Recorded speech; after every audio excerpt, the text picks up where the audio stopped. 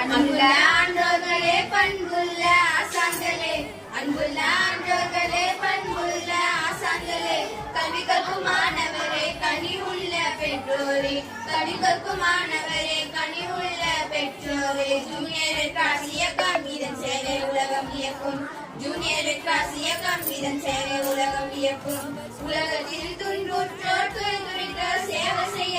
உலகத்தில் துன்புற்றோர் துறைக்க சேவை செய்ய,